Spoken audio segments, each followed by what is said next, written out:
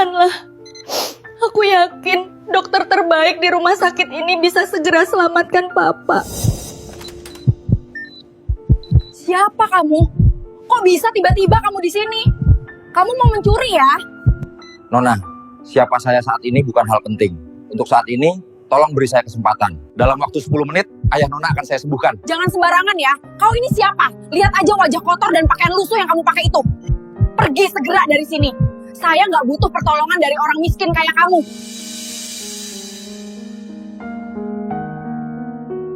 Assalamualaikum warahmatullahi wabarakatuh.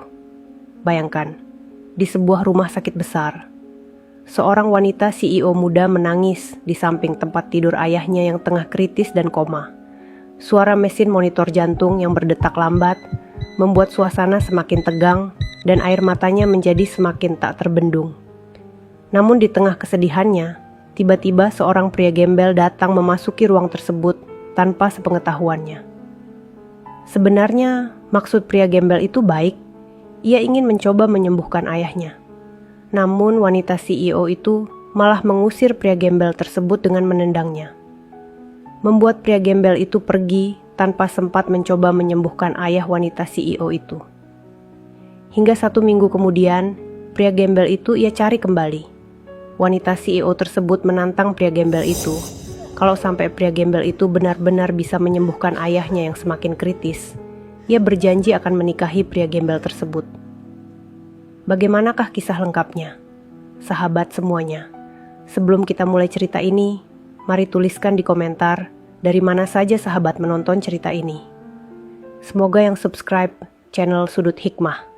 Kami doakan semoga dimudahkan segala urusannya, dilapangkan rezekinya, disehatkan badannya, dan dikabulkan segala hajat dunia akhirat oleh Allah Subhanahu wa Ta'ala. Amin ya Rabbal Alamin. Sekarang mari kita mulai ceritanya. Bunyi mesin monitor jantung berdetak pelan di ruang VIP rumah sakit itu. Lampu putih yang menggantung di langit-langit memantulkan cahaya dingin, seolah menggambarkan keadaan hati Nadia yang sedang gundah. Di sudut ruangan, aroma obat dan cairan antiseptik bercampur dengan udara dingin dari pendingin ruangan. Nadia duduk di samping tempat tidur ayahnya, menggenggam tangan tua yang kini lemah dan tak lagi bisa membalas genggaman. Air matanya jatuh, satu persatu, menetes di punggung tangan ayahnya yang kini pucat. "Pa, bertahanlah. Aku yakin dokter terbaik di rumah sakit ini bisa menyembuhkan Papa." Suaranya bergetar, namun matanya menatap monitor jantung yang naik, turun tak beraturan. Di luar sana, cahaya matahari siang menembus tirai tebal, tapi bagi Nadia, semuanya terasa gelap. Ayahnya adalah satu-satunya orang yang ia miliki setelah ibunya meninggal beberapa tahun lalu. Selama ini, hidup Nadia hanya berputar di sekitar kerja dan keluarga kecil itu. Ia berhasil menjadi CEO di usia muda, tapi kini kesuksesan itu tak berarti apapun saat melihat orang yang ia cintai terbaring tak berdaya. Tiba-tiba, pintu ruang VIP itu terbuka perlahan. Langkah kaki pelan terdengar, tapi bukan dari perawat atau dokter yang biasa masuk. Nadia mendongak. Seorang pria berpakaian hitam lusuh berdiri di ambang pintu. Bajunya robek di beberapa bagian, celananya penuh debu dan noda, rambutnya berantakan, dan wajahnya tampak lelah seperti seseorang yang lama hidup di jalanan. Nadia terkejut, berdiri dengan refleks. "Siapa kamu? Kenapa bisa masuk ke ruang VIP ini? Kamu mau mencuri?" "Ya." Nada suaranya meninggi, matanya menatap tajam penuh curiga. Pria itu tak menjawab dengan tergesa. Ia menundukkan kepala, lalu berjalan perlahan mendekati tempat tidur sang ayah. "Nona, siapa saya tidak penting. Tapi tolong, beri saya kesempatan. Dalam waktu 10 menit, ayah Nona akan saya sembuhkan." Suaranya tenang, tapi penuh keyakinan. Nadia mengerutkan dahi. Ia tak percaya dengan apa yang baru saja didengarnya. "Jangan bicara sembarangan. Kau pikir siapa dirimu? Kau bukan dokter. Kau bukan siapa-siapa." Ia mendekat dan menunjuk ke wajah pria itu. "Lihat dirimu. Kotor, Lusuh, pergi dari sini sebelum aku panggil keamanan. Pria itu menatap Nadia tanpa marah sedikit pun. Saya tidak ingin apa-apa, saya hanya ingin menolong. Nada suaranya tetap rendah, tapi kata-katanya menusuk hati. Namun, bagi Nadia yang tengah dilanda emosi, semua terdengar seperti omong kosong. Ia kehilangan kendali, menendang kursi di dekatnya hingga jatuh, lalu berteriak keras. Keluar! Sekarang juga! Saya nggak butuh pertolongan dari orang seperti kamu. Yang ada nanti, ayah saya malah makin parah sakitnya. Pria itu menatap Nadia sejenak, kemudian menunduk. Ia berbalik perlahan, berjalan meninggalkan ruangan tanpa kata. Tak ada perlawanan, tak ada amarah. Hanya langkah kaki pelan yang terdengar semakin menjauh dari ruangan itu. Begitu pintu tertutup, Nadia terdiam. Entah kenapa, dalam hati kecilnya ada rasa aneh. Tatapan mata pria itu tadi seperti membawa ketenangan yang belum pernah ia rasakan sebelumnya. Namun sebelum ia sempat memikirkan lebih jauh, suara mesin monitor ayahnya kembali berdering. Nadia menoleh cepat. Garis grafik di layar itu menurun tajam. Ia panik, menekan tombol darurat, dan dalam hitungan detik dokter serta perawat berlari masuk. Tekanan darahnya turun drastis. Segera siapkan alat bantu napas. Suara-suara panik memenuhi ruangan. Nadia mundur beberapa langkah, menutup mulutnya, menangis tak percaya. Semua usaha medis dikerahkan, tapi tak ada tanda-tanda perubahan. Di balik kaca ruangan itu, jauh di koridor, pria lusuh tadi berhenti sejenak. Ia menatap ke arah pintu tempat Nadia berada, lalu berbisik pelan. Aku sudah mencoba mengetuk dengan cara yang halus, tapi mungkin belum waktunya. Ia berjalan pergi meninggalkan rumah sakit, meninggalkan jejak langkah penuh misteri. Sementara di dalam ruangan itu, Nadia tersungkur di lantai sambil memeluk kaki tempat tidur ayahnya. Pa, jangan tinggalin aku. Lampu ruangan berpendar redup. Hening.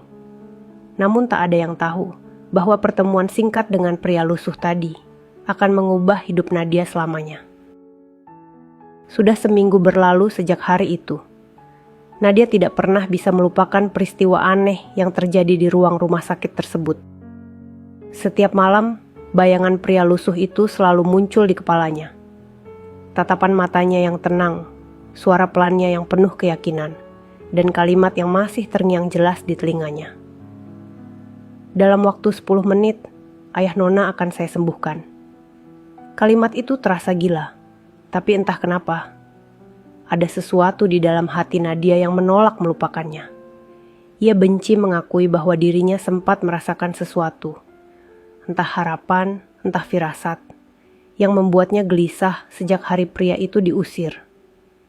Kini, ayah Nadia masih koma. Kondisinya memburuk. Dokter-dokter terbaik sudah mencoba segala cara, dari pengobatan modern hingga terapi luar negeri. Namun tidak satu pun berhasil. Nadia mulai kehilangan semangat. Suatu sore, di ruang dokter utama rumah sakit itu, ia duduk diam di hadapan seorang pria tua berkacamata tebal.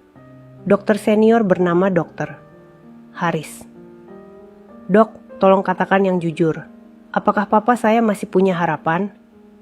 Tanyanya lirih dengan suara bergetar. Dokter itu menarik napas panjang. Kami sudah melakukan yang terbaik, Bu Nadia. Tapi tubuh ayah Anda menolak semua obat dan perawatan medis. Ada sesuatu yang tak bisa dijelaskan secara medis. Sesuatu yang hanya bisa dijawab oleh hal di luar logika. Nadia menatap heran. Maksud dokter apa? Apa itu semacam terapi baru? Dokter itu menatapnya lama sebelum menjawab. Mungkin Anda tidak akan percaya, tapi dulu saya pernah mengenal seseorang. Ia bukan dokter, bukan juga ilmuwan. Tapi entah bagaimana, beberapa pasien yang sudah tak tertolong bisa sembuh setelah ditangani olehnya. Siapa orang itu?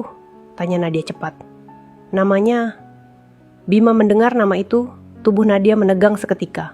Matanya membesar, jantungnya berdetak cepat. Bima, gumamnya pelan. Ia teringat jelas. pria lusuh yang diusirnya dari ruang VIP seminggu lalu. Pria yang mengaku bisa menyembuhkan ayahnya hanya dalam 10 menit. Dokter itu melanjutkan, "Kalau Anda ingin mencoba, saya akan bantu mencarinya. Tapi hati-hati, dia orang yang sulit ditemukan. Tidak punya alamat, tidak punya identitas, hidup berpindah-pindah.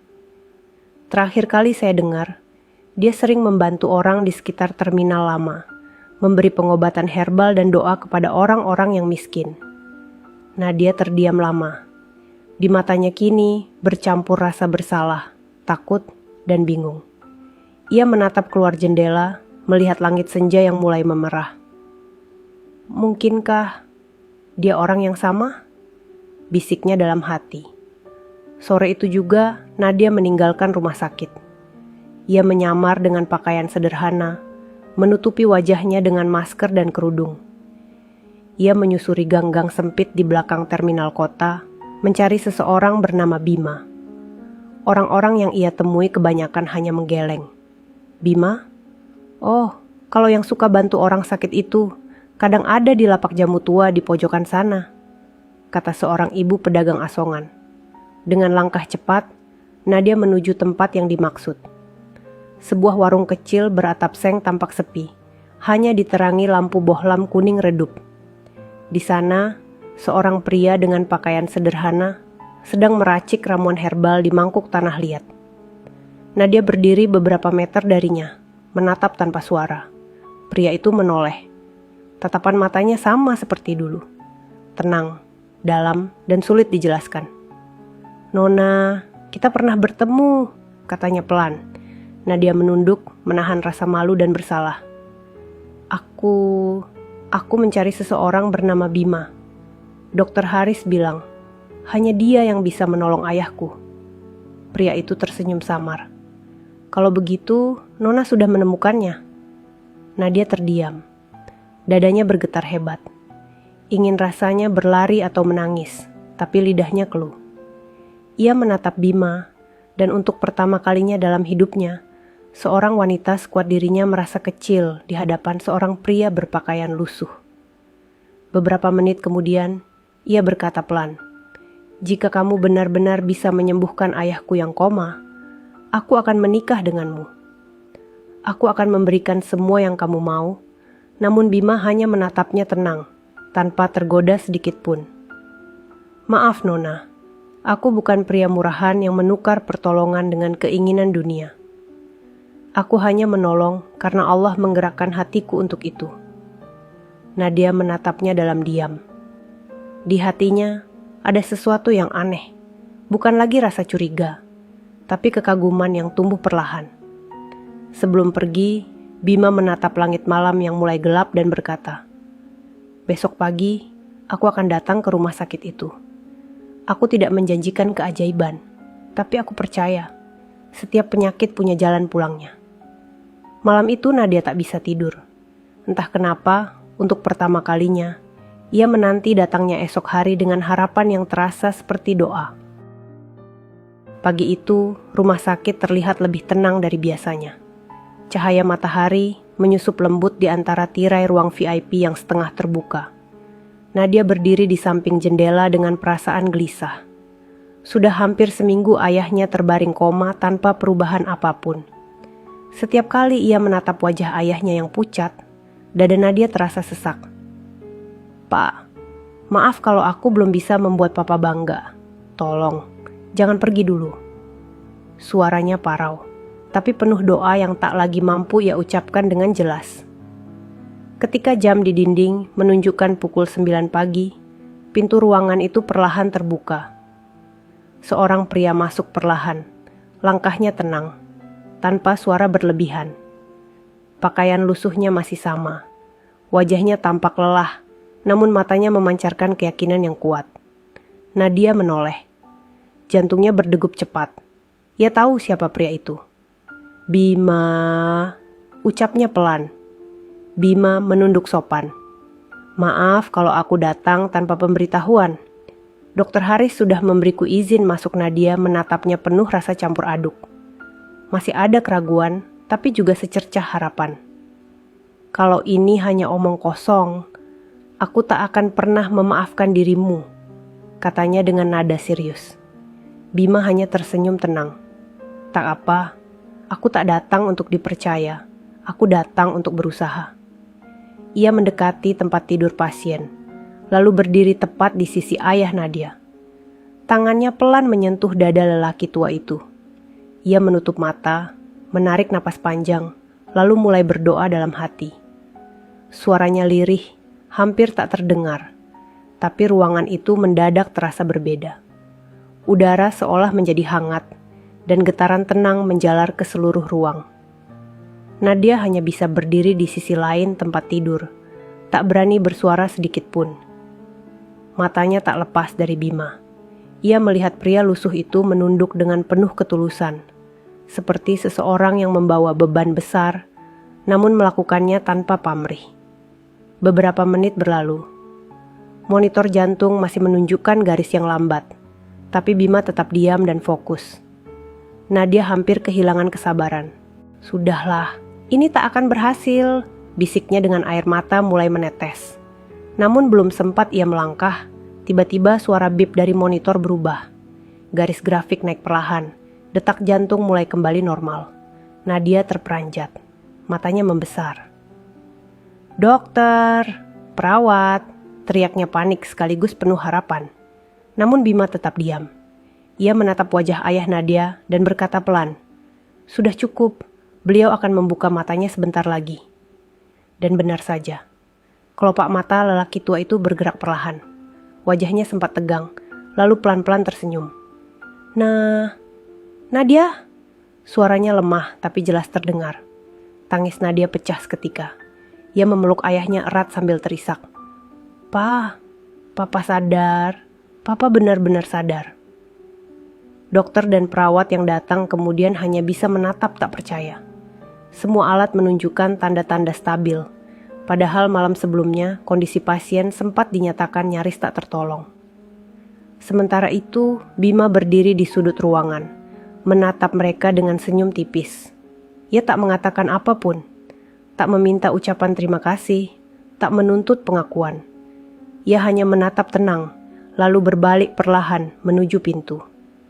Namun sebelum ia melangkah keluar, suara Nadia memanggil, "Bima, tunggu." Bima menoleh. Air mata masih mengalir di pipi Nadia, tapi kali ini bukan air mata kesedihan. "Terima kasih, kamu sudah menyelamatkan ayahku." Bima menunduk sopan. "Terima kasih bukan untukku, Nona. Semua atas izin Allah. Aku hanya perantara." Dan dengan langkah pelan, ia pergi meninggalkan ruangan itu. Langkah yang meninggalkan tanda tanya besar di hati Nadia. Sejak hari itu, kabar tentang pria misterius yang bisa menyembuhkan pasien koma dalam 10 menit mulai tersebar di seluruh rumah sakit. Banyak yang ingin tahu siapa dia, dari mana asalnya. Bahkan dokter senior pun penasaran dengan metode penyembuhannya. Tapi Bima menghilang. Tak ada yang tahu kemana ia pergi. Tak ada catatan, tak ada alamat, tak ada jejak. Dan Nadia, yang kini menatap ayahnya tersenyum dari tempat tidur, hanya bisa menggenggam tangannya sambil berbisik dalam hati, "Siapa sebenarnya kamu, Bima?" Di luar rumah sakit, di bawah sinar matahari pagi, Bima berjalan menyusuri trotoar kota yang ramai. Di wajahnya yang tenang, terselip satu kalimat yang ia ucapkan pelan. "Setiap luka punya waktunya untuk sembuh. Termasuk luka di hatimu, Nadia."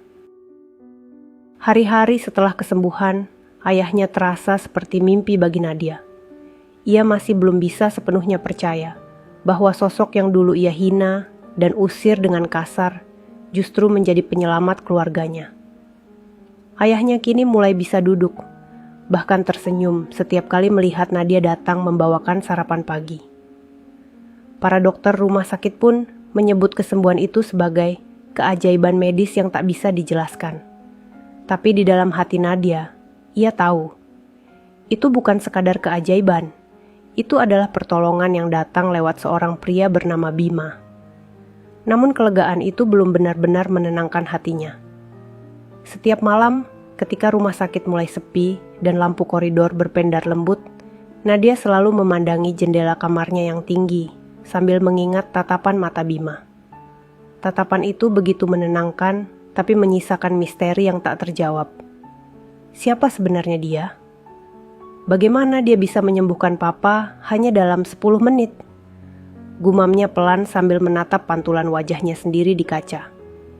Suatu malam, ketika Nadia sedang duduk di balkon kecil rumah sakit, sambil memegang cangkir teh hangat, suara langkah kaki terdengar dari belakang. Nadia, ia menoleh dan senyumnya langsung merekah. Papa, kenapa keluar malam-malam begini? Kan papa belum boleh banyak bergerak.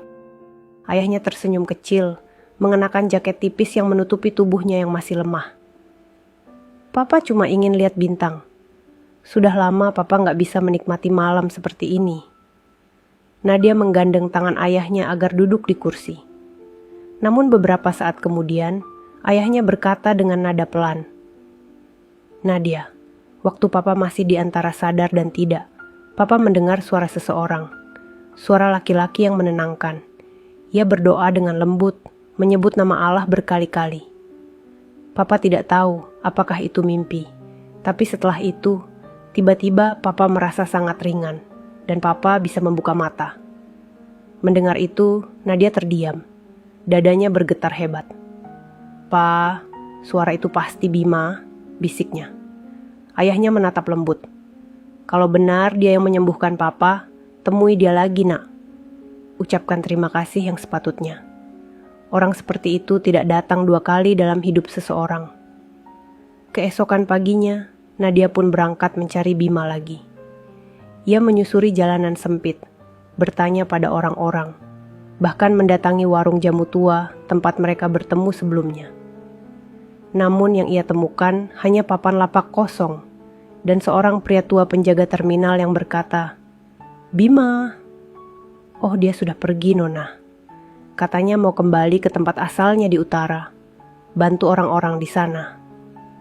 Nadia menunduk kecewa. Tapi sebelum ia pergi, pria tua itu memberikan sesuatu. Dia menitipkan ini, kalau ada perempuan yang mencarinya. Sebuah kain lusuh digulung rapi, dan di dalamnya terselip secarik kertas berisi tulisan tangan. Tulisan itu sederhana, tapi kalimatnya membuat hati Nadia bergetar hebat. Jika raga tak bisa lagi hadir, biarkan doa yang bekerja. Aku bukan siapa-siapa, tapi jika Allah berkehendak, maka tak ada yang mustahil. Nadia menatap tulisan itu lama, lalu menggenggamnya erat di dada. Ada sesuatu di dalam dirinya yang berubah hari itu. Ia yang dulu sombong dengan jabatan, dan harta kini mulai memahami bahwa ada kekuatan yang jauh lebih besar dari apapun di dunia ini. Beberapa hari kemudian, Nadia mendengar kabar bahwa salah satu proyek besar perusahaannya hampir gagal karena masalah internal. Tapi entah bagaimana, ia tidak lagi panik seperti dulu. Ia merasa tenang. Bima mengajarkan sesuatu padaku. Mungkin bukan dengan kata-kata, tapi dengan caranya memandang hidup. Suatu sore, ketika ia sedang menatap langit dari balkon kantor, ponselnya bergetar. Sebuah pesan masuk dari nomor tak dikenal. Isinya hanya satu kalimat. Terima kasih sudah percaya pada keajaiban. Jangan berhenti menolong, karena setiap kebaikan akan kembali dengan cara yang tak terduga. Nadia menggigit bibir, menahan air mata yang tiba-tiba mengalir. Ia tahu siapa pengirimnya, meski tak ada nama di layar. Dan sejak hari itu, entah mengapa, langkah hidup Nadia berubah. Ia mulai terjun langsung membantu masyarakat miskin lewat yayasan kesehatan milik perusahaannya. Ia berhenti tampil berlebihan, berhenti sombong dengan jabatan. Namun jauh di dalam hatinya, ada satu keinginan yang belum padam. Ia ingin bertemu dengan Bima sekali lagi, bukan hanya untuk berterima kasih, tapi untuk mengerti kenapa pria itu begitu tulus padanya. Malam itu, di tengah kota yang mulai diselimuti hujan, Nadia menatap keluar jendela dan berbisik pelan, Bima, dimanapun kamu berada, semoga Allah selalu melindungimu. Hujan turun makin deras, tapi di antara gemuruh langit, seolah ada suara lembut yang menjawab dari kejauhan. Aku selalu dekat, Nadia. Selalu. Pagi itu, udara Jakarta terasa lebih sejuk dari biasanya. Langit biru muda tampak bersih tanpa awan, dan sinar matahari memantul lembut di jendela kaca tinggi gedung perusahaan milik Nadia. Di ruang kerjanya yang megah, aroma kopi hitam baru saja diseduh. Tapi tak ada senyum di wajah wanita muda itu. Ia duduk di kursi kulit besar, menatap foto ayahnya yang kini tersenyum sehat di dalam bingkai. Tapi di sebelah foto itu, terlipat secarik kain lusuh dan selembar kertas tua. Tulisan tangan Bima yang kini menjadi benda paling berharga di hidupnya. Jika Raga tak bisa lagi hadir, biarkan doa yang bekerja.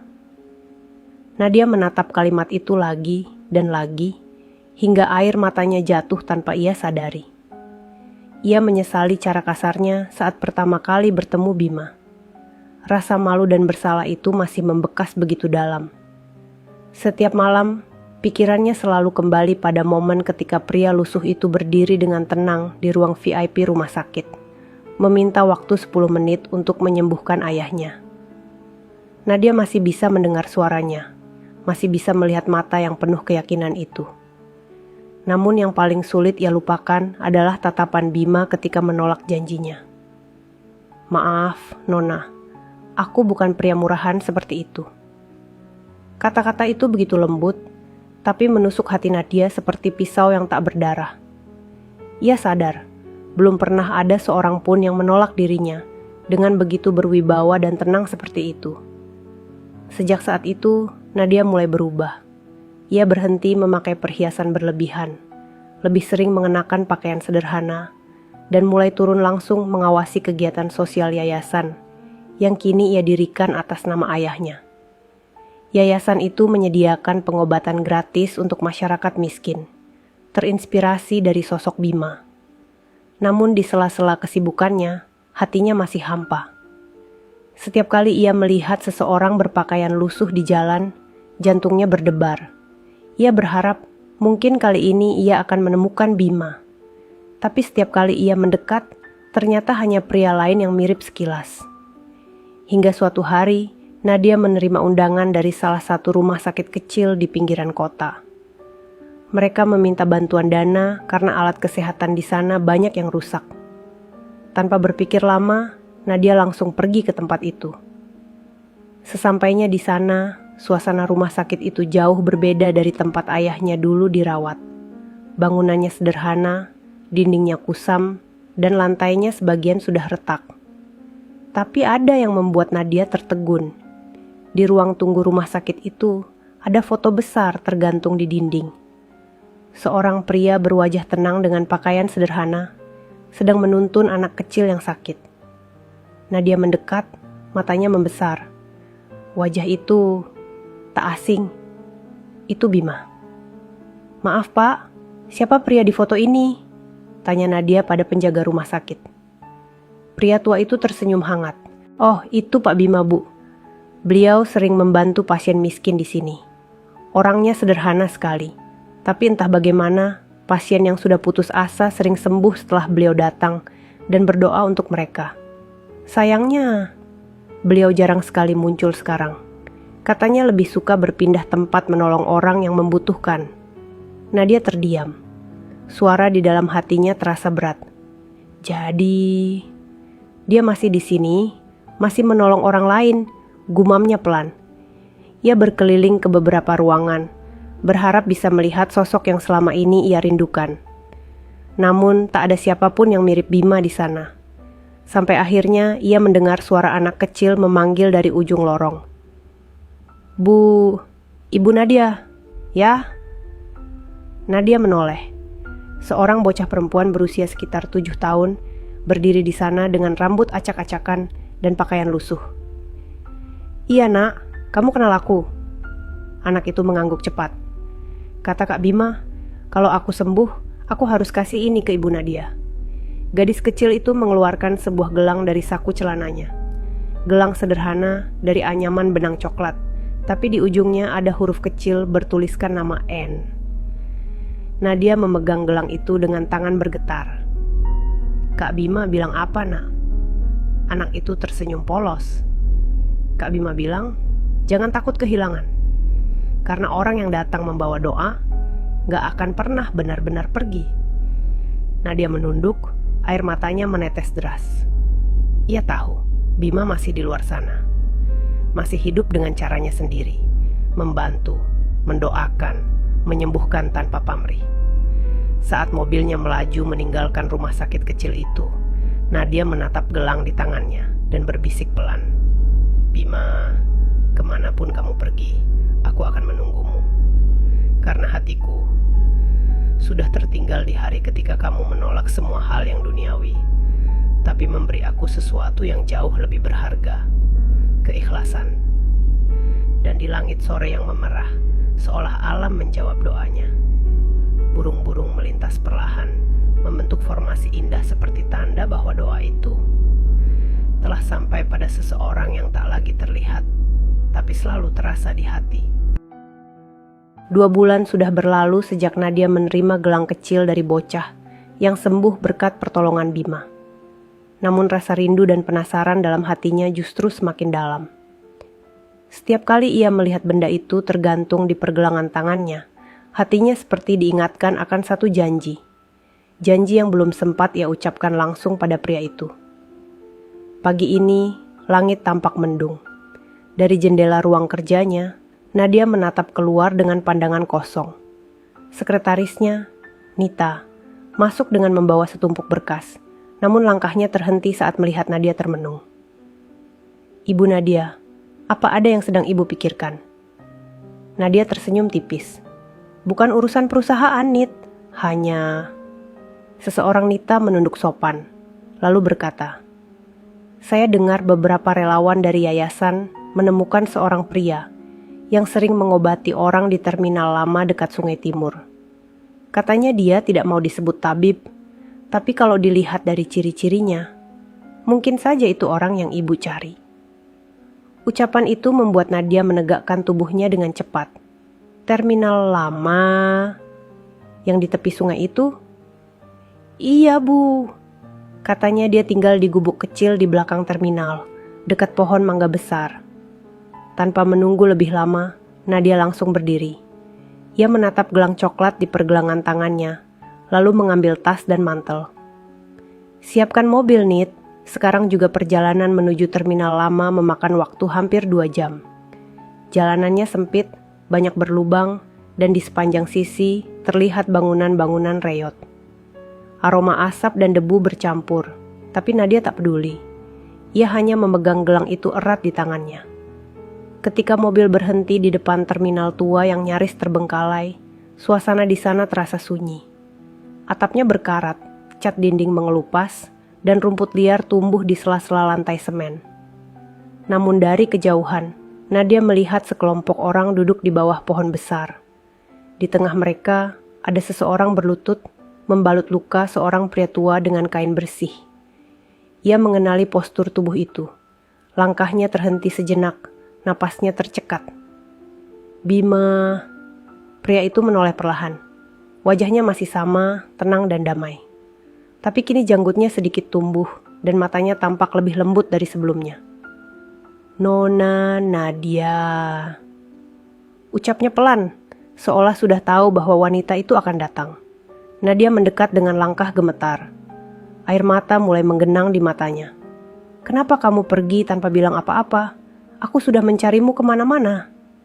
Bima tersenyum kecil. Aku tidak pergi, Nona. Aku hanya berpindah tempat untuk menolong orang lain. Dunia ini luas dan masih banyak yang butuh pertolongan. Nadia menunduk. Tapi aku juga butuh kamu. Kata-kata itu keluar begitu saja, tanpa ia rencanakan. Bima terdiam sesaat, lalu menatapnya lembut. Setiap orang akan menemukan waktunya sendiri untuk sembuh, Nona. Dulu, hati Nona terluka karena kehilangan ayah. Tapi sekarang, luka itu sudah berubah menjadi kasih. Bukankah itu juga sebuah kesembuhan? Nadia terdiam. Suara hatinya bergetar. Ia ingin menjawab, tapi kata-katanya hilang tertelan udara sore yang mulai dingin. Beberapa warga di sekitar mereka berterima kasih pada Bima, lalu pergi, meninggalkan keduanya berdiri berdua di bawah pohon besar itu.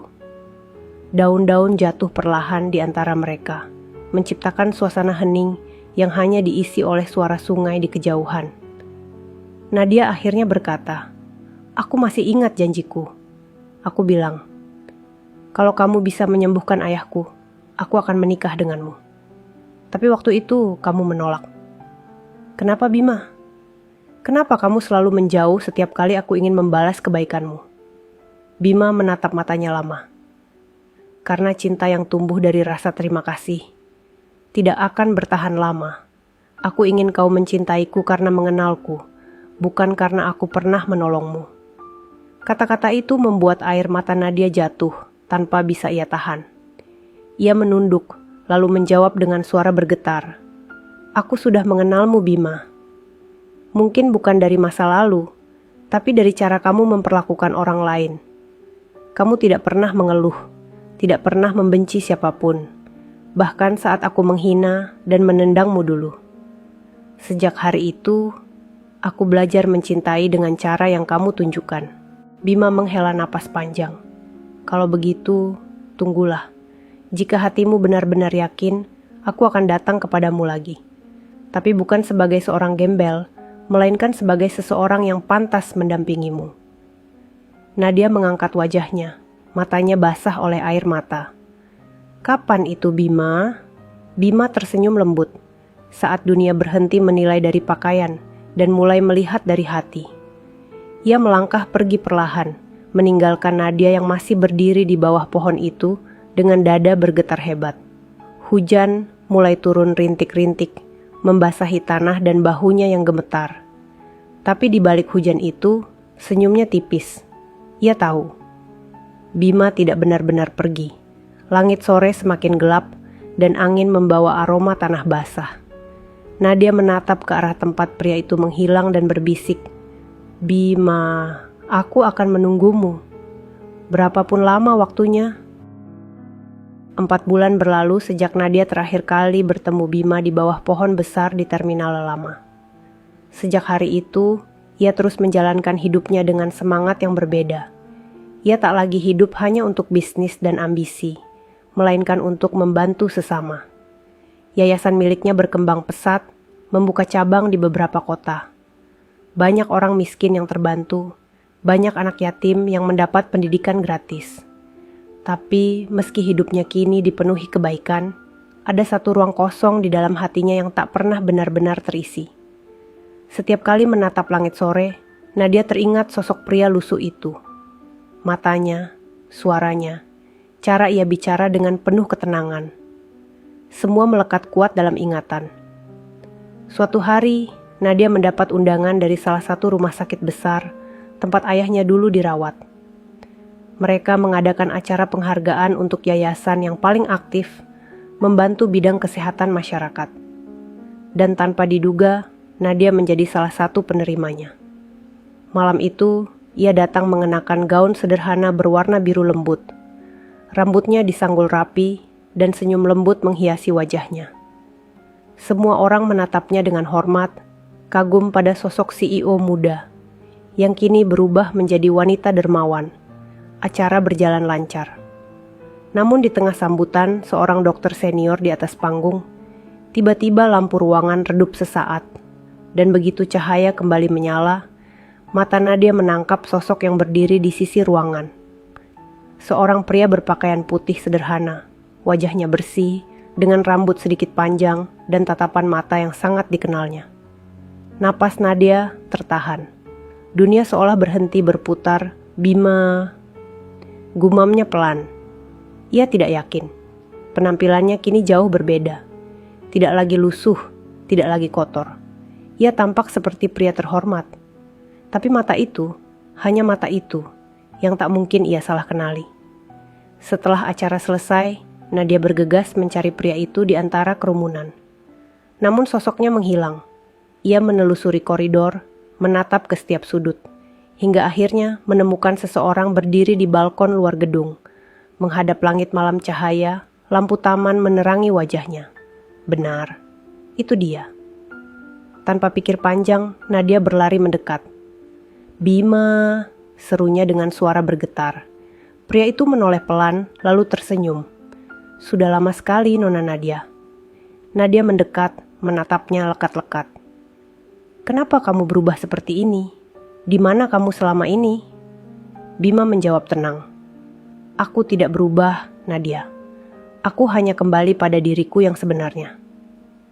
Ia menatap langit sejenak, lalu melanjutkan. Dulu aku memilih hidup sederhana agar bisa lebih dekat dengan orang-orang yang membutuhkan. Tapi kini, sudah saatnya aku melanjutkan tanggung jawabku yang tertunda. Nadia mengerutkan dahi. Tanggung jawab? Bima menatapnya dalam. Aku bukan sekadar pengobat jalanan seperti yang kau pikirkan dulu. Aku adalah pewaris dari lembaga pengobatan spiritual terbesar di Jawa Tengah. Tempat yang dulu aku tinggalkan karena kecewa pada dunia yang terlalu mencintai uang dan kehormatan. Tapi setelah bertemu denganmu, aku belajar bahwa masih ada hati baik yang bisa berubah menjadi cahaya. Nadia menutup mulutnya, matanya membesar. Jadi, kamu... Bima tersenyum kecil. Ya Nadia, aku bukan siapa-siapa dulu, tapi kini aku kembali menjadi Bima yang seharusnya. Dan alasan aku kembali hari ini adalah untuk menepati janjiku. Nadia terdiam. Air matanya mulai menetes. Janji yang mana? Bima melangkah pelan, mendekat. Janji untuk datang kepadamu bukan sebagai seorang gembel, tapi sebagai seseorang yang pantas mendampingimu. Kata-kata itu menghantam jantung Nadia seperti petir. Tangisnya pecah seketika. Ia menatap pria di depannya itu dengan mata berkaca-kaca. Bima, aku menunggumu setiap hari. Aku berdoa agar Allah mempertemukan kita lagi. Dan sekarang kamu benar-benar datang. Bima menatapnya dengan penuh ketulusan. Aku datang bukan untuk mengambil kebahagiaanmu, Nadia. Aku datang untuk melengkapinya hening sejenak. Angin malam berhembus lembut, membawa aroma bunga dari taman bawah. Nadia menunduk, lalu berkata dengan suara pelan. Aku tidak peduli siapa kamu sekarang, Bima. Aku mencintaimu bukan karena itu. Aku mencintaimu karena caramu membuatku mengerti arti hidup. Bima menatapnya lama, lalu mengangguk perlahan. Maka izinkan aku memintamu untuk menjadi bagian dari hidupku. Nadia menatapnya tak percaya. Maksudmu? Bima tersenyum. Nadia, maukah kamu menikah denganku? Air mata Nadia tak terbendung. Ia mengangguk pelan sambil menutup mulut menahan tangis. Ya, Bima. Ya, 1000 kali ya, Bima tersenyum hangat. Ia menunduk sedikit dan berkata, terima kasih. Aku sudah menunggu waktu ini sejak pertama kali melihatmu menangis di sisi ayahmu. Malam itu, di bawah cahaya lampu taman yang lembut, 2 insan yang dulu terpisah oleh kesalahpahaman, akhirnya dipertemukan kembali oleh takdir yang penuh keajaiban. Dan Nadia tahu, penantian panjangnya telah berakhir. Namun tanpa ia sadari, perjalanan cintanya dengan Bima baru saja dimulai. Karena setelah pernikahan itu nanti, akan ada ujian yang jauh lebih besar menanti mereka. Ujian tentang cinta, keikhlasan, dan pengorbanan. Beberapa minggu setelah malam di balkon itu, kabar pertunangan antara Nadia dan Bima menjadi pembicaraan di banyak kalangan.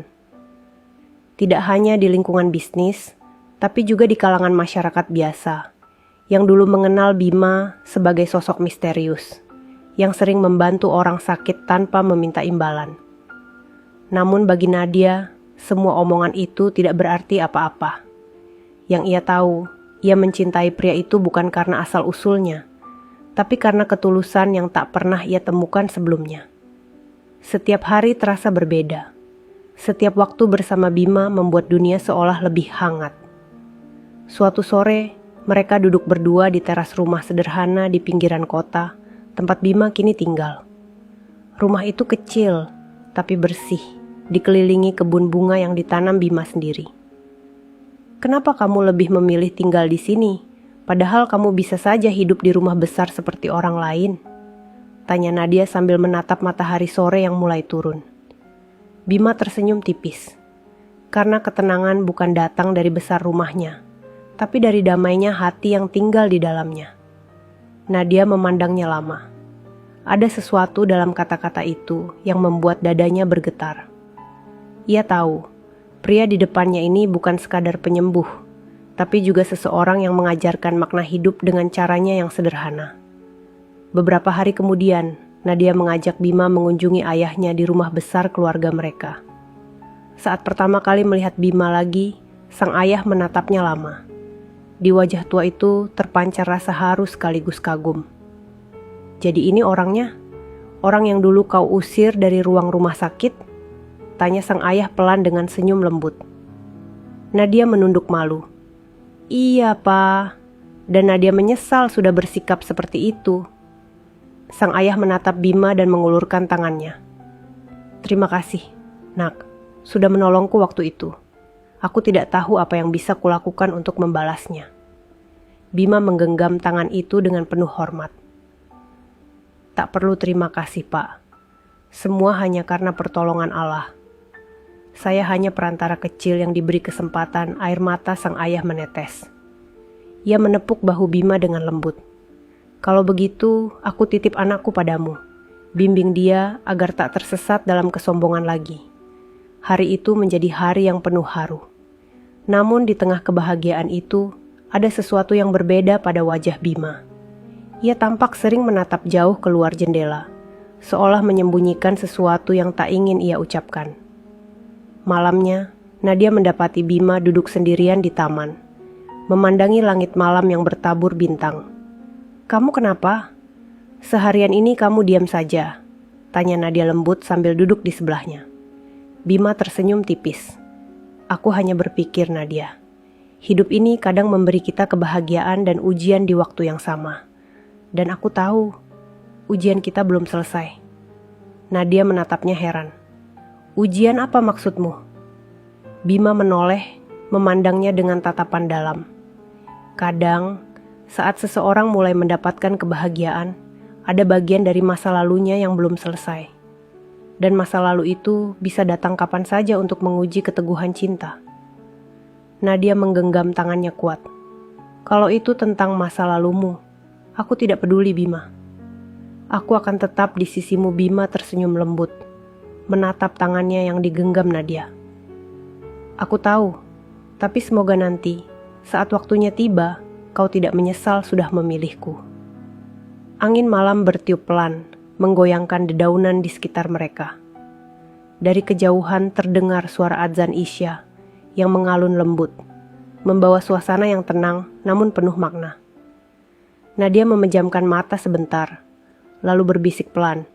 Kalau cinta ini harus diuji, aku siap. Karena aku tahu, cinta tanpa ujian bukan cinta yang sesungguhnya. Bima menatap langit, seolah mengirimkan doa. Di dalam hatinya, ada sesuatu yang belum ia ungkap. Sebuah rahasia tentang siapa dirinya sebenarnya, yang bisa saja mengubah segalanya. Namun malam itu, ia memilih diam. Karena untuk saat ini, kebahagiaan Nadia lebih berharga dari kebenaran apapun yang ia simpan. Hari-hari berlalu dengan cepat. Pernikahan Nadia dan Bima tinggal menunggu waktu. Persiapan sederhana tapi penuh makna mulai dilakukan.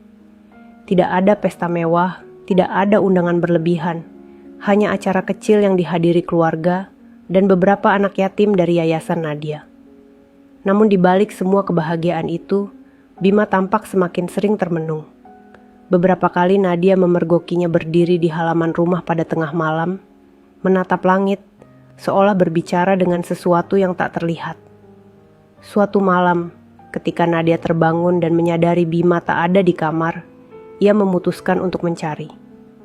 Langkahnya berhenti di pintu belakang rumah, tempat Bima berdiri dengan pakaian putih sederhana. Wajahnya diterangi cahaya bulan. Bima, kamu kenapa selalu begini? Apa ada sesuatu yang kamu sembunyikan dariku? Tanya Nadia pelan. Bima menatapnya lama, lalu tersenyum samar. Setiap manusia punya masa lalu, Nadia, dan kadang masa lalu itu bukan sesuatu yang mudah diceritakan. Nadia menggenggam tangannya. Aku istrimu, Bima. Kalau ada yang harus ku ketahui, katakanlah. Aku tidak akan pergi. apapun itu. Bima menghela napas dalam, menatap matanya dengan lembut tapi penuh kesedihan.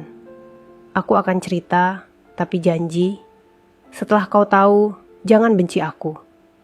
Nadia mengangguk pelan. Aku janji.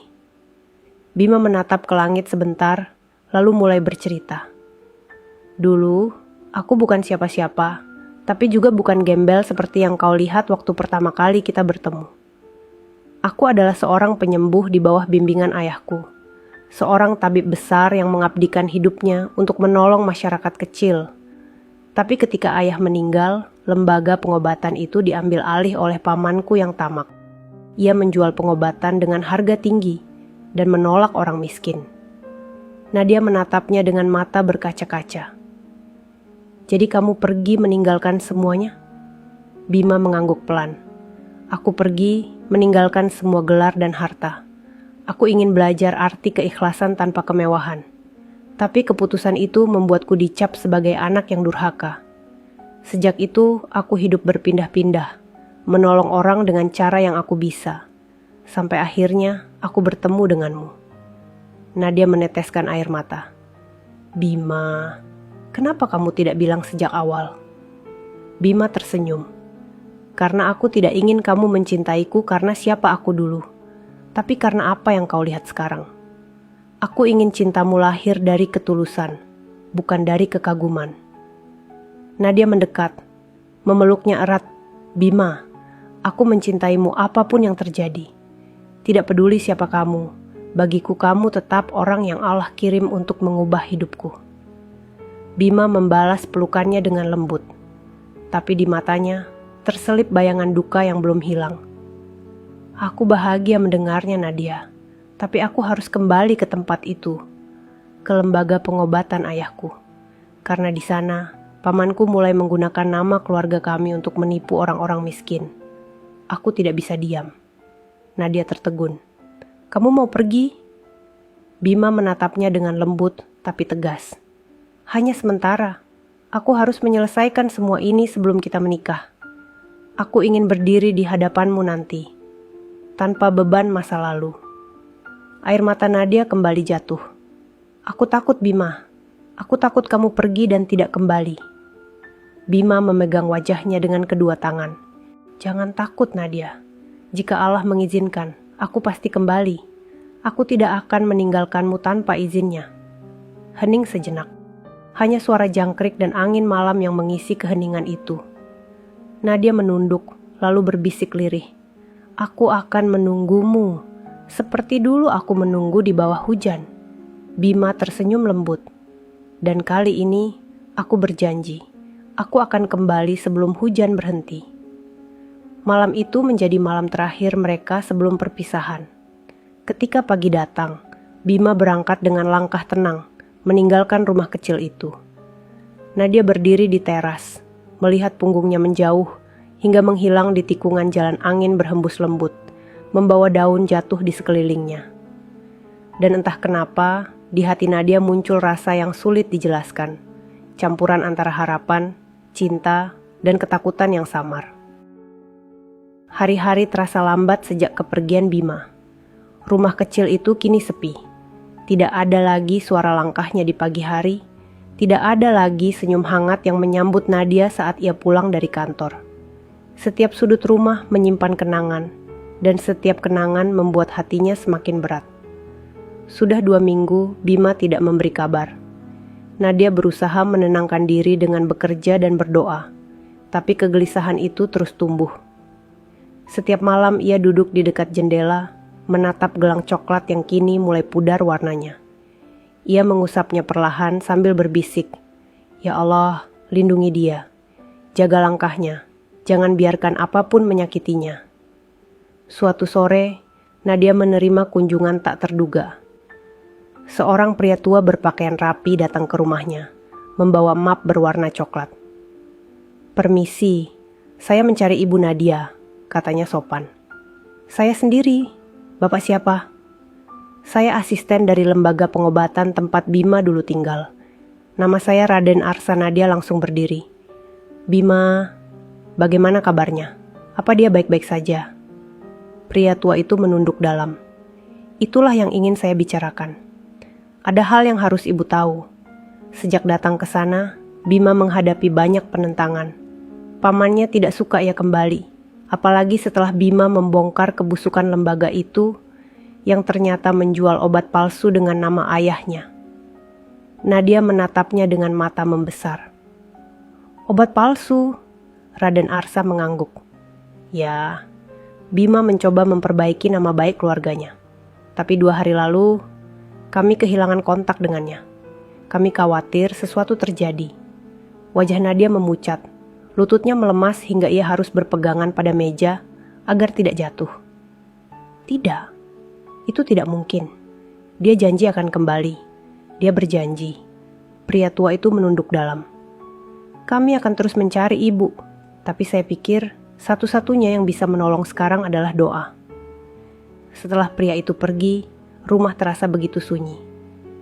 Nadia berjalan perlahan menuju kamar, mengambil sajadah, dan sujud lama di atas lantai dingin. Air matanya menetes tanpa suara. Ya Allah, jangan ambil dia dariku. Jika cinta ini ujian, maka kuatkan aku untuk melewatinya. Tapi jangan biarkan aku kehilangan dia tanpa sempat mengucap terima kasih. Malam itu, angin berhembus lembut melalui jendela terbuka. Di kejauhan, terdengar petir kecil, tanda hujan akan turun. Nadia terpejam, mencoba merasakan kehadiran Bima lewat getaran di hatinya. Dan entah hanya perasaan atau benar adanya, di antara suara hujan pertama yang jatuh di atap rumah, terdengar suara lembut yang memanggil namanya. Nadia, ia menoleh cepat. Tapi tidak ada siapapun, hanya cahaya bulan di luar yang menembus tirai tipis, menciptakan bayangan lembut di dinding. Namun hatinya tahu, suara itu nyata. Beberapa hari kemudian, Nadia mendapat pesan dari nomor tak dikenal. Isinya hanya 1 kalimat. Jangan datang ke lembaga itu. Mereka berbahaya. Nadia menatap layar ponsel dengan tangan bergetar. Ia tahu itu pesan dari Bima. Namun semakin ia membaca kalimat itu, semakin besar dorongan dalam dirinya untuk tidak diam. Kalau dia dalam bahaya, aku tidak bisa tinggal menunggu. Tanpa pikir panjang, Nadia memutuskan berangkat ke kota tempat lembaga itu berada. Ia hanya ditemani sopir dan 2 relawan yayasan yang ia percaya. Perjalanan panjang melalui jalan pegunungan membuat suasana semakin menegangkan. Hujan turun deras, kilat menyambar langit gelap, dan udara dingin menusuk kulit. Setibanya di depan gedung tua bertuliskan, Pusat Pengobatan Warisan Nusantara. Nadia turun dengan hati berdebar. Bangunan itu megah tapi suram, seperti tempat yang menyimpan rahasia kelam. Dari balik pagar besi tinggi, terdengar suara beberapa orang yang sedang berbicara keras. Salah satunya menyebut nama Bima. Nadia mendekat, bersembunyi di balik tembok dan mencoba mendengarkan. Anak itu terlalu banyak tahu, kata seorang pria berperut besar dengan nada marah. Kita tidak bisa biarkan dia keluar hidup-hidup. Nadia menutup mulutnya dengan tangan, menahan teriakan. Tubuhnya gemetar hebat. Ya Allah, jangan biarkan aku terlambat. Ia tahu, malam itu nasib orang yang paling ia cintai sedang berada di ujung bahaya. Langit di atas kota kecil itu diselimuti awan tebal. Petir menyambar di kejauhan, menimbulkan cahaya putih yang sesekali menerangi gedung tua bertuliskan Pusat Pengobatan Warisan Nusantara. Hujan turun deras, menimpa kaca mobil yang Nadia tumpangi. Ia duduk di kursi depan dengan jantung berdegup kencang. Tangannya gemetar, tapi matanya menatap lurus ke arah bangunan itu. Di sampingnya, sopir dan 2 relawan yayasan menatap cemas. Ibu, apa yakin mau masuk ke sana? Tempat itu dijaga ketat, ujar salah satu dari mereka. Nadia mengangguk pelan. Bima ada di dalam. Aku tidak akan pergi sebelum menemukannya. Tanpa banyak bicara, ia membuka pintu mobil dan berlari menembus hujan. Suara langkahnya tenggelam oleh derasnya air yang menghantam tanah.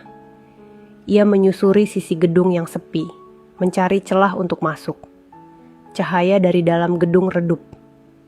Dari celah jendela kaca buram, ia melihat beberapa pria berjubah gelap sedang berbicara di ruangan besar.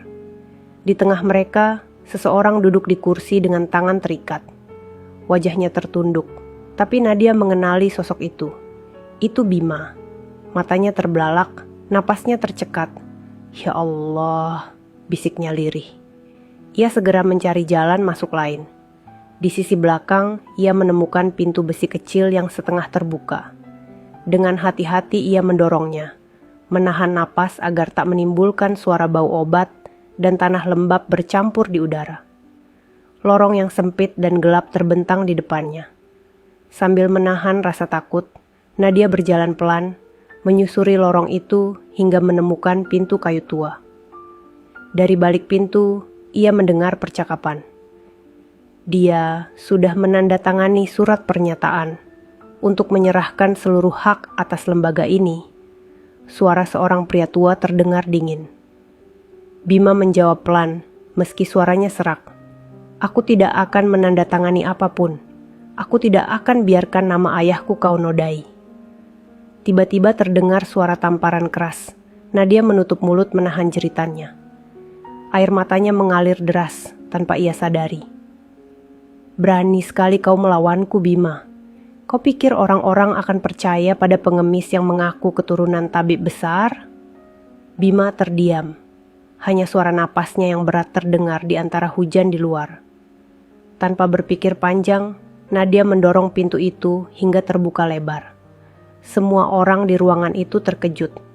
Lepaskan dia, teriaknya dengan suara yang bergetar tapi tegas. Beberapa pria berpakaian hitam langsung berbalik, menatapnya dengan wajah terkejut. Tapi Nadia tidak mundur. Ia melangkah masuk, berdiri di depan Bima dengan tubuh gemetar, tapi tatapan penuh keberanian. Kalau kalian berani menyentuhnya lagi, aku akan pastikan seluruh dunia tahu apa yang kalian lakukan di sini. Pria tua berwajah bengis itu tertawa sinis. Kau pikir siapa kau? Perempuan seperti kau tak punya urusan di tempat ini. Nadia menatapnya tajam. Namaku Nadia Rahmadani. Aku CEO dari Rahmadani Group, sekaligus penyandang dana yayasan yang selama ini kalian tipu. Sekali lagi kalian sentuh dia, aku pastikan tempat ini tutup selamanya. Suasana ruangan mendadak tegang. Para penjaga saling pandang, ragu untuk bergerak. Saat itu juga, dari luar terdengar sirene keras. Beberapa mobil polisi berhenti di depan gedung. Raden Arsa, pria tua yang dulu datang ke rumah Nadia, turun bersama beberapa petugas. Pria tua bengis itu panik. Siapa yang memanggil mereka? Bima, dengan wajah lemah tapi tersenyum, berkata pelan. Aku. Matanya menatap Nadia dengan penuh kasih. Aku tahu kau akan datang, Nadia. Tapi aku juga tahu aku harus menyelesaikan semuanya dengan caraku. Polisi segera masuk, membekuk orang-orang yang terlibat. Sementara Nadia berlari mendekat, memeluk Bima yang masih duduk di kursi dengan tangan terikat. Bima, kenapa kamu tidak kabur? Kenapa harus menanggung semua ini sendiri? Bima membalas pelukannya dengan suara lemah. Karena kalau aku lari, mereka akan terus menipu orang lain. Aku harus mengakhirinya, sekali untuk selamanya. Nadia menangis di bahunya. Aku takut kehilanganmu. Bima menatapnya dengan mata lembut. Kau tak akan pernah kehilanganku, Nadia. Karena setiap kali kau berdoa, aku ada di dalamnya. Hujan di luar semakin deras. Polisi membawa para pelaku keluar gedung Raden Arsa, datang membantu membuka ikatan di tangan Bima. Semua sudah selesai, nak. Kau telah menepati amanah ayahmu. Bima menatap Nadia. Tidak, belum selesai. Aku masih punya satu janji yang belum kutepati. Nadia menghapus air matanya. Janji apa? Bima tersenyum tipis. Janji untuk menikahimu, Nadia. Setelah malam ini, aku ingin hidup sederhana bersamamu. Tanpa rahasia, tanpa rasa takut. Air mata Nadia jatuh lagi. Tapi kali ini bukan karena sedih. Ia tersenyum di tengah tangisnya. Dan aku akan menunggumu sampai semua luka ini sembuh. Malam itu, hujan terus turun deras. Tapi di hati mereka berdua, badai justru mereda.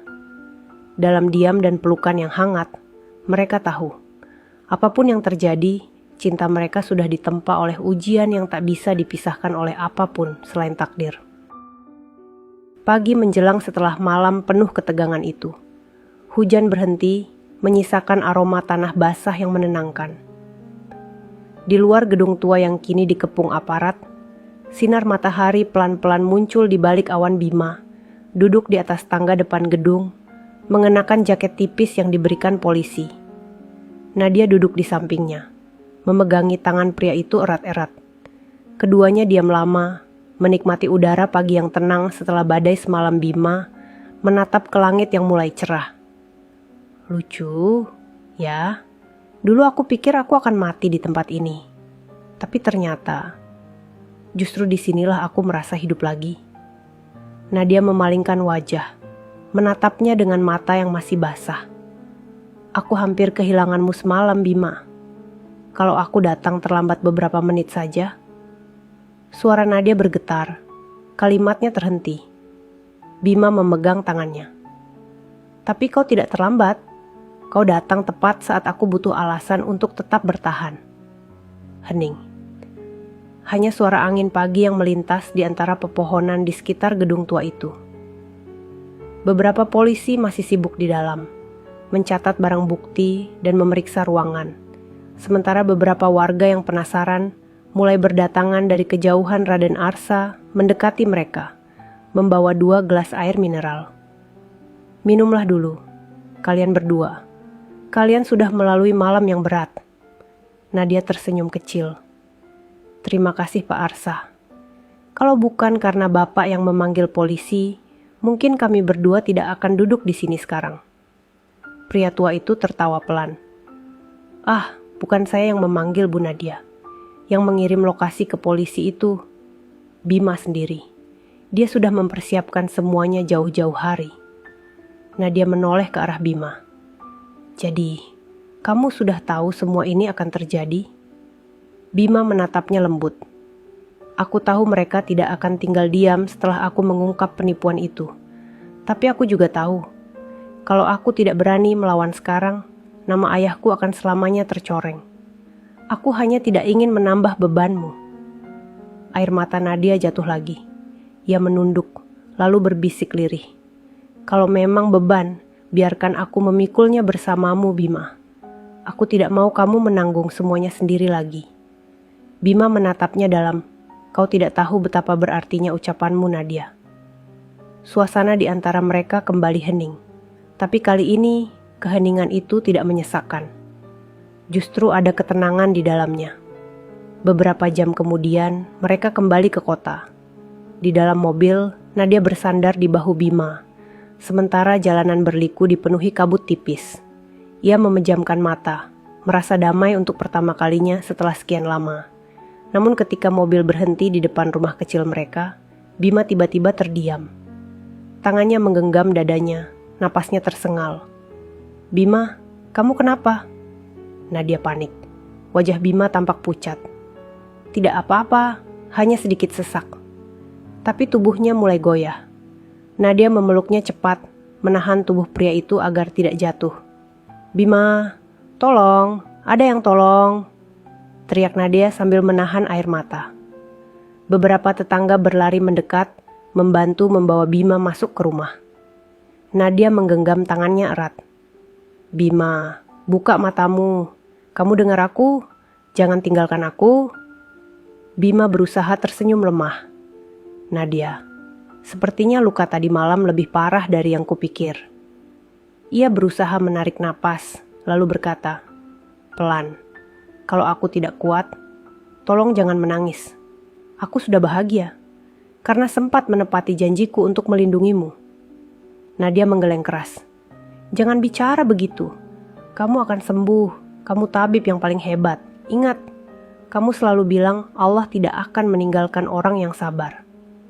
Air mata Nadia jatuh di tangan Bima. Ia memegang tangan itu dan membelainya lembut. Kalau aku pergi, jangan berhenti berbuat baik, Nadia. Teruslah bantu orang seperti dulu. Karena setiap kebaikanmu akan jadi bagian dariku juga. Napasnya mulai melemah, tapi sebelum benar-benar menutup mata, Bima berbisik lirih, "Aku mencintaimu, bukan karena dunia, tapi karena Allah." Hening panjang menyelimuti ruangan. Hanya suara hujan ringan yang mulai turun di luar jendela, seperti meneteskan air mata langit. Nadia menunduk di dada Bima, menangis sejadi-jadinya. "Tidak, jangan pergi. Kamu janji akan kembali sebelum hujan berhenti." Waktu seolah berhenti. Udara di ruangan itu terasa berat. Nadia menggenggam tangan pria itu yang mulai dingin. Dan di saat hujan semakin deras, cahaya lembut menyinari wajah Bima. Seolah langit membuka jalan bagi jiwa yang tenang untuk kembali pada penciptanya. Nadia memeluk tubuh itu erat. Air matanya bercampur hujan yang menetes dari atap rumah. "Bima, kamu tidak pergi. Kamu tetap di sini, di hatiku." 3 hari berlalu sejak kepergian Bima. Rumah kecil itu kini terasa kosong dan sunyi. Tirai jendela dibiarkan terbuka, membiarkan cahaya pagi masuk. Tapi tidak ada lagi suara langkah yang menyiapkan teh hangat. Tidak ada senyum lembut yang menyapa setiap kali matahari terbit. Di sudut meja ruang tamu masih tergeletak gelang coklat kesayangan Nadia. Gelang yang dulu diberikan seorang anak kecil atas nama Bima. Kini warnanya semakin pudar, tapi Nadia tidak pernah melepasnya dari tangannya. Hari itu ia duduk di halaman rumah, menatap bunga-bunga yang dulu ditanam Bima. Daun-daunnya bergoyang tertiup angin lembut. Setiap hembusannya seperti membawa kenangan air mata Nadia mulai jatuh tanpa ia sadari. "Kenapa kamu pergi secepat ini, Bima? Padahal aku baru saja tahu artinya cinta yang sebenarnya." Suara lembut datang dari arah belakang ayah Nadia berdiri di sana. Wajahnya kini tampak lebih tua tapi penuh ketenangan. Ia berjalan mendekat, lalu menepuk bahu anaknya dengan lembut. "Anakku, aku tahu ini berat. Tapi ketahuilah, orang seperti Bima tidak benar-benar pergi. Ia hanya berpindah tempat, dari dunia ini ke dalam doa-doa yang selalu kau panjatkan." Nadia menatap ayahnya dengan mata yang sembab. "Pa, aku belum sempat menikah dengannya. Belum sempat bilang bahwa aku mencintainya sepenuh hati." Sang ayah tersenyum kecil. "Dia sudah tahu, Nak. Lihat bunga-bunga itu, mereka tumbuh dengan cepat, seperti sedang menjawab cintamu padanya. Mungkin itu caranya mengatakan bahwa dia masih di sini." Nadia terdiam lama. Ia menatap kebun kecil itu, dan entah mengapa, di antara daun-daun yang basah oleh embun, ia melihat sesuatu. Sebuah kertas putih kecil terselip di antara pot bunga. Ia meraihnya perlahan. Tulisan tangan Bima yang sangat dikenalnya tertulis di sana. "Kalau suatu hari aku tidak ada di sisimu, jangan berhenti tersenyum. Jangan hentikan kebaikanmu. Karena cintaku bukan untuk ditangisi, tapi untuk dijaga dengan amal dan doa." Air mata Nadia tak terbendung. Ia menggenggam surat itu di dada, memejamkan mata, seolah bisa merasakan pelukan yang dulu menenangkan. "Bima, aku tidak akan berhenti, aku janji." Sejak hari itu, hidup Nadia berubah arah. Ia memperluas yayasannya, membuka cabang-cabang di seluruh daerah miskin yang dulu sering dikunjungi Bima. Ia membangun klinik pengobatan gratis di bawah nama Rumah Sehat Bima Rahardian. Di setiap dinding klinik itu, ia menggantung satu kalimat dari surat Bima. "Cinta sejati adalah saat kau menolong tanpa berharap dibalas." Waktu berjalan, tahun-tahun berlalu. Nadia kini tampil dengan wajah yang lebih tenang. Rambutnya mulai tertutup kerudung lembut warna krem. Langkahnya pelan tapi penuh keyakinan. Ia mengajar anak-anak yatim, menyembuhkan orang sakit, dan selalu mengucap satu nama dalam setiap doa. Suatu sore, ia berjalan di halaman klinik tempat bunga melati bermekaran. Angin bertiup lembut, membawa harum yang menenangkan. Ia menatap langit dan tersenyum. "Bima, aku tidak menangis lagi. Aku tahu kamu bahagia di sana. Dan aku akan terus melanjutkan semua yang kamu mulai."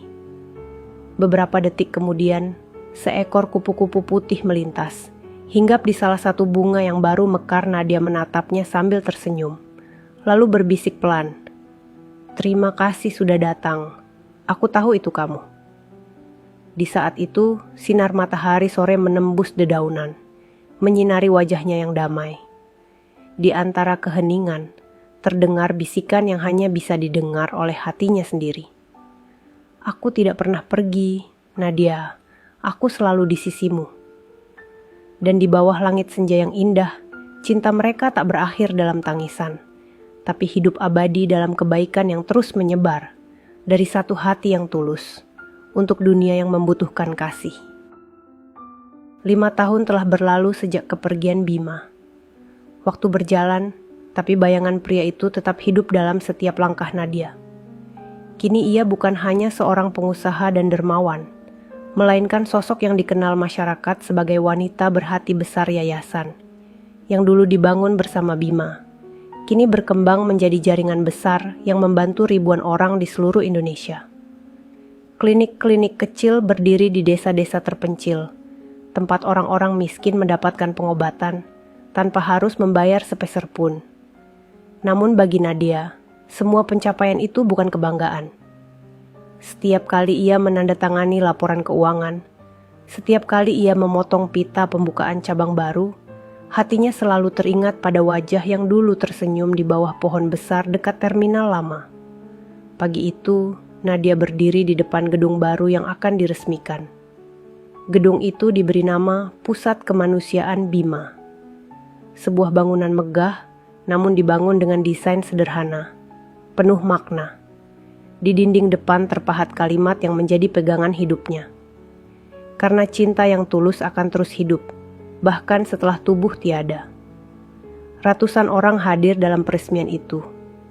Anak-anak yatim, para pasien sembuh, dokter sukarelawan, dan pejabat daerah. Semuanya bertepuk tangan saat Nadia naik ke podium. Suaranya tenang, tapi bergetar saat berbicara. "Hari ini bukan tentang aku, bukan tentang kekayaan, tapi tentang seseorang yang mengajarkan aku bahwa cinta sejati adalah memberi, bukan memiliki." Ia datang dalam wujud sederhana, dengan baju lusuh dan tangan penuh luka. Tapi di balik itu, ia menyembuhkan ribuan jiwa yang patah. Dan hari ini, aku ingin semua orang mengenalnya bukan sebagai legenda, tapi sebagai manusia yang mencintai tanpa batas. Suasana hening.